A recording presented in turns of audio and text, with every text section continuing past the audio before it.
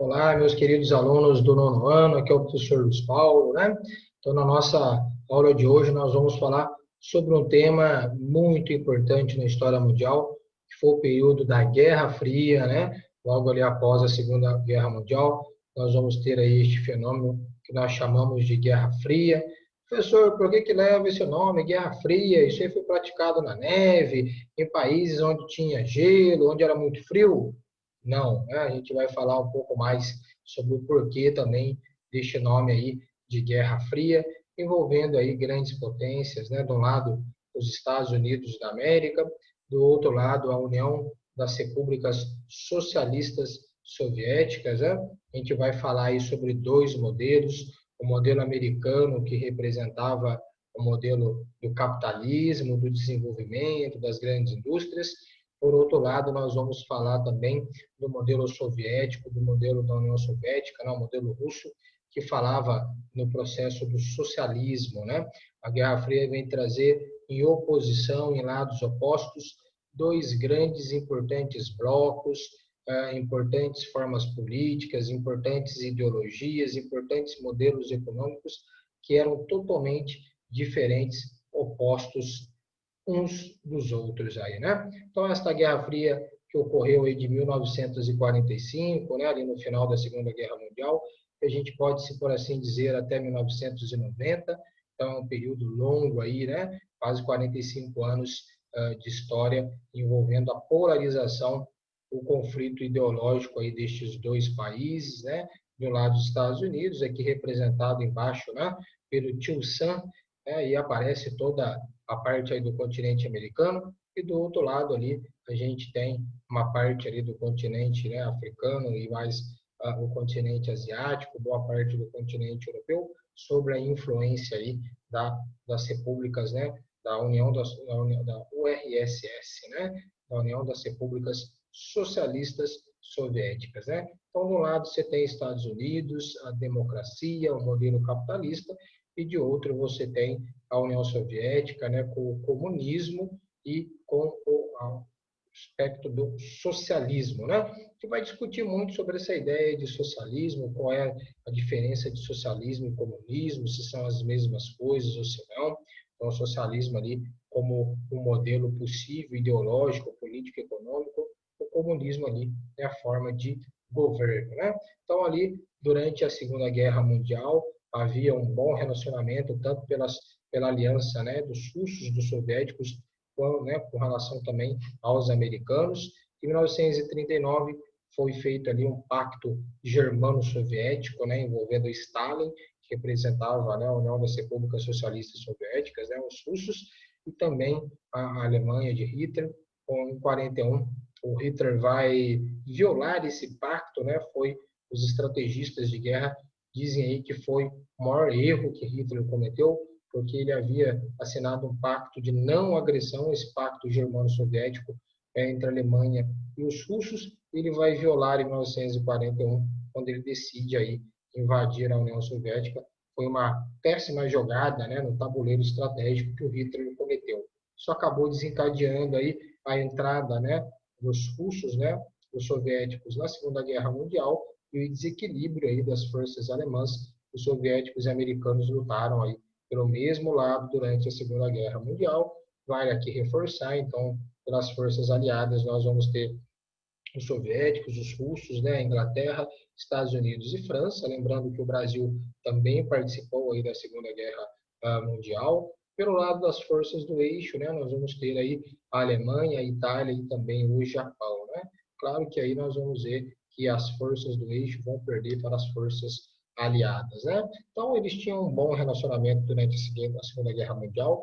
Em fevereiro de 45, né, se reuniram Stalin, aquele senhor que está lá, né, na ponta direita aí desta imagem, né, com um cap militar ali, um casaco cinza, né, com golas vermelhas, ele que era o representante da União Soviética, o Winston Churchill do outro lado, né, de casaco bege, segurando ali uma espécie de valise ali na mão, né, preta, e ao centro nós vamos ter o presidente americano, o Delano Roosevelt, né, ele que foi o presidente americano durante, né, a Segunda Guerra Mundial. Então, eles entraram aí para poder fazer vários acordos diplomáticos, uniram-se aí na Segunda Guerra Mundial contra os países do eixo, né? Foi feito o estabelecimento da ONU, da Organização das Nações Unidas. Eles acabaram dividindo aí a Alemanha em 4 zonas, em 4 áreas, e uma dessas áreas ficou ali por parte da Alemanha Oriental, de influência socialista, comunista, e a parte da Alemanha Ocidental, de abertura do capital, né, do capitalismo, ligado ali todo a um processo de modernização. Né? Então, houve a permissão de eleições livres, né, nos países da Europa Ocidental e já ali nos países ligados à Alemanha Oriental se implantou ali o sistema comunista, de comunismo de governo. Então, eram sempre as ordens dadas aí por uma espécie de ditador, que nesse caso era o Stalin. Né? Então, a ideia era que a paz fosse mantida no mundo durante este período, e aí estas potências, né, acabaram se unindo. É claro que ao unir essas potências, os americanos puderam ver de perto, né, a força e o desenvolvimento dos os russos que ameaçavam, né, a hegemonia dos americanos no mundo como principal potência, ou pelo seu lado os russos também duvidavam dos americanos, e aí entrou uma rivalidade entre os russos, né, os soviéticos e os americanos para ver quem tinha maior predomínio, maior poder militar, econômico e político aí do planeta, né? Então, as características aí desta Guerra Fria era um enfrentamento político, estratégico e ideológico entre os Estados Unidos e a União Soviética, né? Que vai se espalhar pelo mundo inteiro, aqueles países que eram favoráveis à União Soviética se alinhavam, né, ao modelo econômico e político da União Soviética, aqueles países que eram favoráveis à ideologia do capitalismo, à ideologia da democracia americana, se aliavam a ele, né? O Brasil, durante este período da Guerra Fria, ele sempre foi aliado ali, né, dos Estados Unidos durante este período da Guerra Fria. Então, aí embaixo aparece, né, a figura do tio Sam com um saco de dinheiro, do outro lado, o russo, que representava, né, um urso representando ali a União Soviética, né, com as garras afiadas, e cada um ali com a sua característica. Né? Quando a gente fala desta Guerra Fria, não era uma guerra de fronteiras, não era uma guerra militar, não era uma guerra armada que tinha, não foram 45 anos de conflito como a Primeira e a Segunda Guerra Mundial, mas foi uma corrida armamentista, era muito mais por causa da influência, das ameaças, da espionagem, por isso que nós chamamos aí de Guerra Fria, que não era uma guerra travada em campo de batalha, mas era aí uma guerra de bastidores, uma guerra, tá, onde se tinha a primazia, prevalecia a parte da inteligência e da parte das ideologias, né? A gente vai ter as principais estratégias aí da Guerra Fria, né? As 6 maiores estratégias foram, né? Primeiro, a provocação sempre de um país com o outro, né? De um bloco contra o outro, dizendo que um era mais importante, mais desenvolvido, mais rico, mais capaz do ponto de vista técnico-militar. Lembrando que no final da Segunda Guerra Mundial, os Estados Unidos lançaram uma bomba atômica em Hiroshima e Nagasaki, né? Cidades japonesas, o que mostrava ao mundo que os Estados Unidos tinham uma grande capacidade militar e, por sua vez, os russos também mostraram, através de testes nucleares, que também tinham uma grande capacidade militar, uma grande capacidade de destruição através das armas nucleares. Eles também agiam através da espionagem, né? Então, daí que você tem a questão da CIA, que é a Central de Inteligência Americana, pelo lado da União Soviética lá, né, nós vamos ter outros grupos de espionagem, entre eles nós vamos ter a chamada KGB, que é uma célula de espionagem russa. Né? Nós vamos ter a ajuda a outros governos, então eles faziam alianças, pactos com outros países, buscando aí apoio, né, em todo o território mundial. A busca por alianças, a propaganda, né? Então foi um período de muita propaganda, de muito investimento ali na parte das propagandas dos países, da ideologia, tanto do socialismo como do capitalismo, cada um defendendo ali o seu ponto de vista, e a guerra utilizando-se do outro país aí, né? Então a gente vai ter sempre conflitos armados que eram motivados, que eram apoiados, que eram financiados, ora pelos Estados Unidos, ora aí pela União Soviética, né? Então a gente tem aí algumas imagens que representavam, né? O urso ali, que é o símbolo da União Soviética, a águia, que é o símbolo ali dos Estados Unidos carregando os mísseis, né? Nós vamos ter aqui embaixo a guerra das Coreias, a Coreia do Norte, que era, né, até hoje é um país comunista extremamente fechado, apoiado ali pela União Soviética, e a Coreia do Sul, na época, que era financiada, apoiada, e até hoje é um aliado dos Estados Unidos, né? Daí nós tivemos a chamada OTAN, que é a Organização do Tratado do Atlântico Norte, onde todos os países que aparecem com a bandeira ali fizeram uma coalizão, um grupo militar político de apoio aos Estados Unidos. Ali aparece também, né, a revista do Capitão América. Esta revista em quadrinhos surge justamente durante este período da Guerra Fria, como se o Capitão América, nas cores ali dos Estados Unidos estivesse salvando o mundo da ameaça comunista, da ameaça socialista da União Soviética, dos russos, né? Então, isso é muito importante logo de cara a gente perceber. Os objetivos aí desta Guerra Fria para os Estados Unidos era promover a abertura de mercados, né, para prevenir outra depressão. Então, a ideia do capitalismo americano era vender para o máximo de países possíveis, sobretudo aqui na nossa América Latina, né? O Brasil sempre foi um grande comprador dos produtos americanos. Promover a democracia pelo mundo, especialmente na Ásia e na África.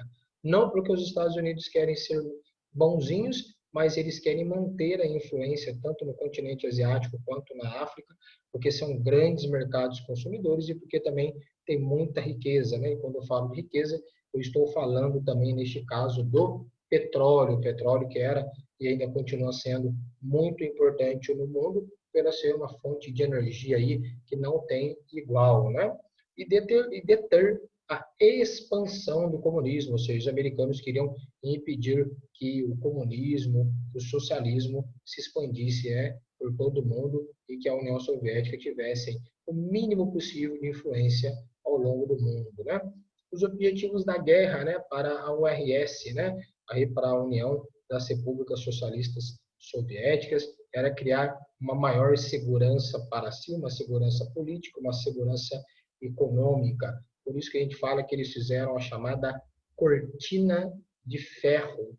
Então, toda esta região aí da Alemanha Oriental, Polônia, Tchecoslováquia, Hungria, Romênia, Bulgária, e toda aquela parte da União Soviética, toda esta delimitação de fronteira aí, onde aparece em roxo, tudo era as repúblicas soviéticas, a União Soviética, aí com a parte do socialismo e do comunismo, né? A ideia deles era estabelecer fronteiras que seriam defensáveis de avanços e de possíveis conflitos armados contra os americanos e seus aliados, incentivar os governos amigos, né, em suas fronteiras a praticar aí o comunismo e também a parte do desenvolvimento da economia socialista, né? E, claro, expandir o comunismo pelo mundo. De certa feita, eles conseguiram expandir aí o comunismo para a Coreia do Norte, para a China, para Cuba, por exemplo, né?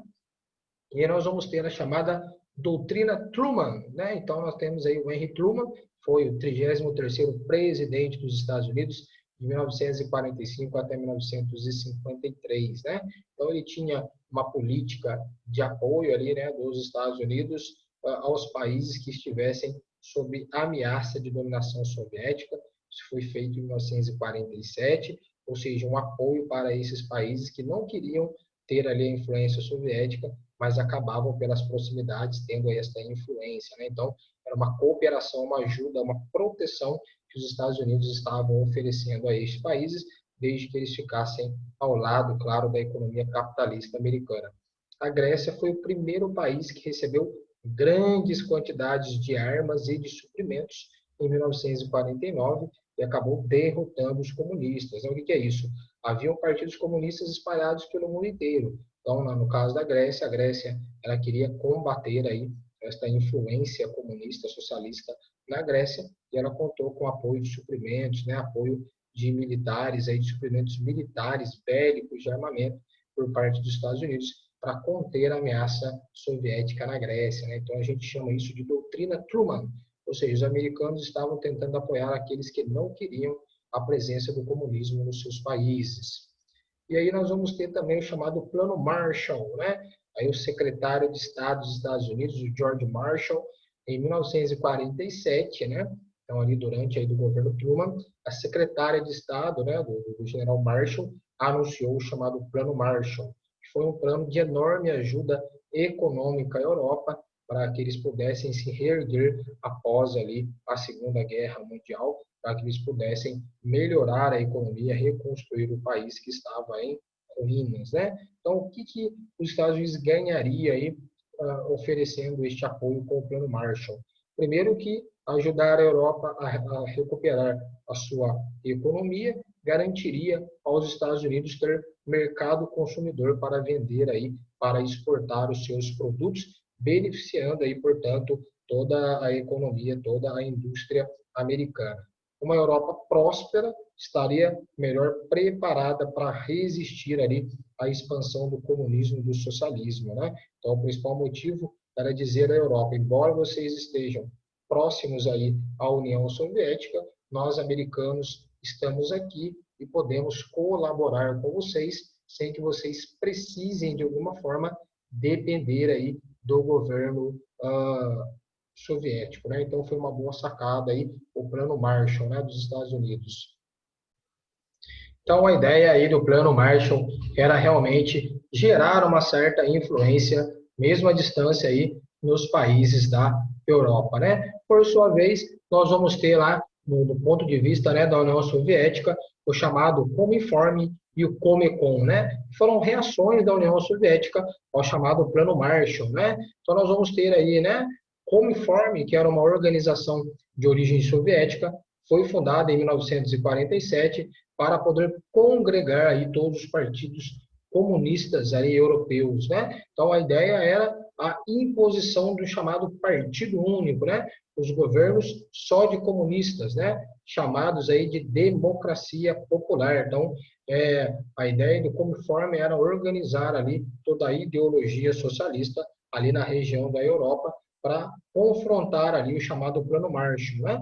E o chamado Comecon, né? Que este Comecon era um conselho, né, de assistência econômica mútua. Então, era um conselho econômico que deveria ser utilizado ali por todos os países europeus que aderissem, né, à ideologia comunista socialista ali da União Soviética. Ele foi fundado em 1949 e visava toda a integração econômica do chamado leste europeu, onde ficavam ali os países da cortina de ferro, né? Então, as alianças militares, né? De um lado, nós vamos ter a OTAN, que é a Organização do Tratado do Atlântico Norte, né? Foi fundada em 1949, era como se fosse uma aliança militar ali de várias nações que tinham a influência americana, a influência capitalista. O objetivo era coordenar a defesa mútua dos países membros, né, no caso da OTAN, em resposta a qualquer tipo de ataque e de entidades, de organizações externas aí, né? A bandeira da OTAN e aí dos países aí ao redor, né, que formam aí este grande tratado, né? Por sua vez, nós vamos ter o Pacto de Varsóvia, né?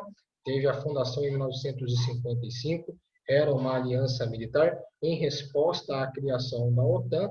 O objetivo era coordenar a defesa mútua em casos de agressões militares, visando a proteção da União Soviética e de todo o leste europeu, ali a região chamada de Cortina de Ferro, né? Ele foi extinto apenas em 1991 e tinha um emblema do Pacto de Varsóvia no círculo Leci, União da Paz e do Socialismo ali, né? Então ali são as ideologias, né, as polarizações dos grupos, ora capitalistas, ora ali soviéticos, né, socialistas, sendo capitaneados pelos americanos e também ali pelos soviéticos, né? Claro que quando a gente fala da Guerra Fria, a gente também está falando de uma corrida armamentista, porque a ideia era o equilíbrio das forças, utilizando o terror, utilizando as ameaças, né? A primeira bomba atômica foi a americana em 1945, lançada sobre as cidades, né, japonesas de Hiroshima e de Nagasaki. Os americanos também foram responsáveis, em 1952, pela criação da primeira bomba de hidrogênio, que é uma bomba muito mais letal, um armamento muito mais sofisticado do que o armamento, né, do que a bomba atômica, né? Ela tinha a capacidade de 1000 vezes mais potente do que a bomba nuclear lançada sobre o Japão, né? Já a União Soviética, em 1949, vai anunciar ao mundo que ela também dominava, ela também tinha armamentos, né, como a bomba atômica, e a primeira bomba de hidrogênio vai ser construída, vai ser criada em 1953. Percebam que os países rivalizavam até as datas, as proximidades das datas em que eles estavam conseguindo ali adquirir esse armamento, né? Aqui tem uma charge ao centro, mostrando o presidente americano ali com a figura de um general ali, né? De um presidente soviético, e ambos do lado com os mísseis, aviões, com todo o armamento, né? Todo o equipamento bélico que eles tinham, né? Daí para frente, as grandes potências passaram a acumular cada vez mais arsenais nucleares, cada vez maiores, que ameaçavam uma a outra, né? E todo o mundo ficava apreensivo aí com este tipo de corrida armamentista, né? O presidente Kennedy vai fazer um pronunciamento, né, convocando os Estados Unidos a enviar aí o homem à Lua, né, e trazê-lo de volta são e salvo, com uma grande corrida espacial, né, uma outra forma de rivalidade entre as duas potências, né, os americanos e os soviéticos, foi a corrida ali espacial para ver quem conseguia chegar primeiro ali à Lua, né? Então nós vamos ter em 25 de maio de 1961 vai ter aí este pronunciamento do Kennedy, prometendo que os americanos em breve conseguiriam enviar aí o homem ao espaço, o homem à Lua, e que este homem, que este astronauta conseguiria retornar são e salvo aqui para a Terra. Seria um grande feito, é um dos maiores feitos da tecnologia militar, da tecnologia de todas as formas até então. E aí a Apollo 11 foi lançada à Lua em 16 de julho de 1969, né? Aí tem a figura do homem, né? Com aquela imagem simbólica do homem fincando a bandeira americana na Lua, como se os americanos conseguissem, de fato, tivessem conseguido chegar primeiro na Lua, vencendo esta corrida aí espacial contra os soviéticos, né? A União Soviética vai lançar o primeiro satélite artificial chamado Sputnik em 1957, né? Bem antes aí do anúncio do Kennedy, né? Esta mesma União Soviética vai lançar uma nave espacial, né? A Vostok 1, tripulada, né? Pelo cosmonauta Yuri Gagarin, que foi o primeiro astronauta a fazer um voo orbital em torno da Terra. Então ele faz um voo circulando ali a Terra, né? Isso ocorreu em 12 de abril de 1961, né? Então, embaixo aí aparece como que o cosmonauta Yuri Gagarin ficava ali sentado aí nesta nave espacial que foi lançada pelos russos aí, né? Então, aí nós temos a figura dos russos, né, fazendo todos os experimentos para o lançamento aí, de equipamentos militares, de pesquisa científica, até essa corrida espacial, né? Aí nós vamos ter aí a figura do Yuri Gagarin, né, o CCCP, que eram os símbolos, as iniciais que falavam da União Soviética, né? Ele que foi o primeiro astronauta a circular a Terra aí, a bordo de uma nave espacial, uma nave russa, né? Claro que dentro deste contexto das influências nós temos ali o Muro de Berlim que era dividido em 4 áreas, né? Tinha o setor francês, o setor britânico e o setor americano, e por sua vez toda a parte em vermelho aqui que aparece no mapa era de área de influência soviética, né? Havia muitos trabalhadores qualificados e intelectuais que fugiram da Alemanha Oriental para Berlim Ocidental na busca ali de tentar se refugiar numa área mais desenvolvida na parte ocidental ali da Alemanha, né? Em 3 de agosto de 61, uma barreira de arame farpado foi erguida entre Berlim Oriental e Ocidental, e em poucos dias os trabalhadores cimentaram blocos de concreto, dividindo bairros e famílias, trabalhadores, né, empregadores. O cidadão livre acabou sendo reprimido. Você imagina que você sai aí, né, da sua casa no dia a dia, no cotidiano, você tem o hábito de ir no supermercado, de ir numa escola estudar, ou vamos, né, supor que o seu tio ou alguém da sua família, os seus avós, moram do outro lado da cidade, e de repente, de uma hora para outra, por causa de uma questão política, ideológica, começam a construir um muro, né, dividindo a cidade ao meio. E você não vai conseguir estudar na mesma escola que você estudava, você não vai conseguir, de repente, ir na casa dos seus avós, porque lá significava que era uma área representando de um outro país, de um outro bloco, né? Era exatamente isso o que ocorreu quando foi construído ali o Muro de Berlim, que buscava, através de um meio físico, né, de um muro, mostrar a divisão do mundo entre o comunismo, né, o socialismo e o capitalismo, né, a oposição de forças entre os soviéticos e os americanos. Ao longo dos anos, o muro foi reconstruído 3 vezes e cada vez ele se tornava mais alto, né, mais forte e repressivo, ou seja, as pessoas que estavam na América, ali na Alemanha Oriental, não podiam atravessar o muro, para isso elas tinham que ter a autorização do governo soviético, né? Torres, guardas com metralhadoras, cães vigiavam, né, se as pessoas sairiam do lado oriental para ir para o lado ocidental, né? Então eram chamadas zonas proibidas, né, com quilômetros de largura, elas foram criadas para trás da parede, né? Então ninguém tinha a permissão de entrar nessas zonas. E quem tentasse escapar, pular aí este muro, passar do lado oriental, né, do lado ocidental para o oriental ou fugir do oriental para o ocidental, acabava sendo metralhado ali pelos guardas, como se a população vivesse, né, praticamente num campo de concentração ou num presídio, né? Era esta a ideia que as pessoas tinham. Aí algumas imagens, né, que nos mostram, né, soldados ali da União Soviética armados com metralhadoras, né? Ali nós temos ao fundo esta cerca, né, de arame farpado que simbolizavam a divisão, né, da Alemanha entre a parte oriental e ocidental, e os trabalhadores, os pedreiros, que iam erguendo o muro cada vez mais alto, com pesados blocos ali e argamassa, né?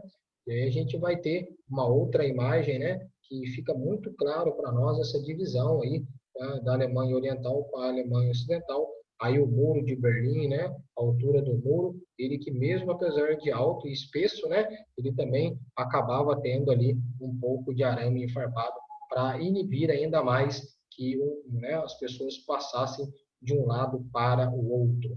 É importante a gente salientar também que houve a chamada crise dos mísseis em Cuba, né? Foram 13 dias de muita tensão. Em 1961, os Estados Unidos vão instalar mísseis ali apontados para a União Soviética.